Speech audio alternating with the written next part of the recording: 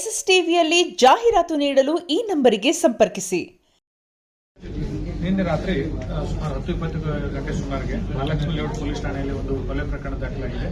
ಶ್ರೀಮತಿ ಚೆನ್ನಮ್ಮ ಅನ್ನೋರು ದೂರನ್ನು ನೀಡಿದ್ದಾರೆ. ಈ ದೂರಿನ ಸಾರಾಂಶ ಏನಂತಂದ್ರೆ, ತನ್ನ ಮೊಮ್ಮಗಳು ಅಂಜಲಿ ಅನ್ನೋರು ಸುಮಾರು 23 ವರ್ಷ, ಇವರಿಗೆ ಒಬ್ಬ ರಾಜೀವ್ ಅನ್ನೋ ಒಬ್ಬ ವ್ಯಕ್ತಿಯ ಜೊತೆಗೆ ಒಂದು ಪ್ರೀತಿ ಸಂಬಂಧ ಇತ್ತು.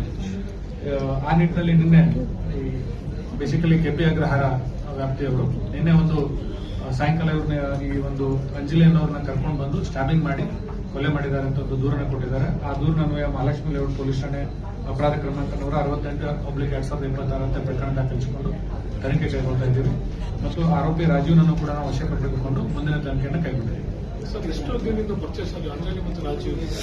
ಈಗ ಸುಮಾರು ಅವರಿಬ್ರು 6 ತಿಂಗಳಿಂದ ಅಂತ ಮಾಹಿತಿ ಇದೆ. 6 ರಿಂದ 8 ತಿಂಗಳಿಂದ ಇಬ್ಬರಿಗೂ ಭೇಟಿ ಮಾಡ್ತಾ ಇದ್ದಾರೆ. ಪ್ರಾಥಮಿಕವಾಗಿ ಮಾಹಿತಿ ಇದೆ, ಇನ್ನು ವಿವರವಾಗಿ ಪರಿಶೀಲನೆ ಮಾಡ್ತಾರೆ. ಸರ್, ಈಗ ಇನ್ನೊಬ್ಬರನ್ನ ಲವ್ ಮಾಡ್ತಿದ್ದಂತೆ ಚಂದು ಅನ್ನುವಂಥ ಹುಡುಗನ್ನ ಆ ವಿಚಾರವಾಗಿ ಏನಾದರೂ ಡಿಸ್ಪ್ಯೂಟ್ ಆಗಿ ಏನಾದರೂ ಮಾಡಿರಾಗಿದೆ?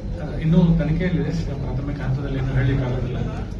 ಇನ್ನೂ ಸ್ವಲ್ಪ ಸಮಯ ಆದ್ಮೇಲೆ ನಾವು ಡೀಟೇಲ್ ಮತ್ತೆ ಕೊಡ್ತೀವಿ. ಸರ್, ಮೊದಲೇ ಪ್ಲಾನ್ ಮಾಡಿದ್ನಾ ಅಥವಾ ಅಲ್ಲೇ ಆನ್ ದಿ ಸ್ಪಾಟ್ ಪ್ರವೋಕ್ ಆಗಿ ಚುಚ್ಚಿರೋದ ಅಂತ?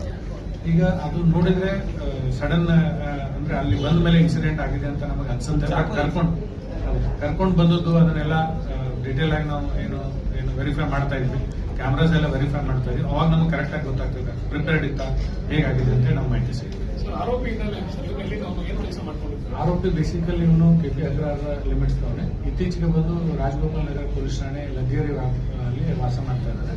ಸೊ ಇವನು ಒಂದು 2018-19 ಕೆಲವರ ಮೇಲೆ ಅಪರಾಧ ಪ್ರಕರಣಗಳು ದಾಖಲಾಗಿದೆ 2-3 ಪೊಲೀಸ್ ಠಾಣೆಯಲ್ಲಿ.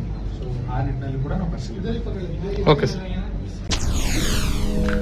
SSTV ಸಿನಿಮಾ ಜಗತ್ತಿನ ಕ್ಷಣ ಕ್ಷಣದ ಸುದ್ದಿಯೊಂದಿಗೆ.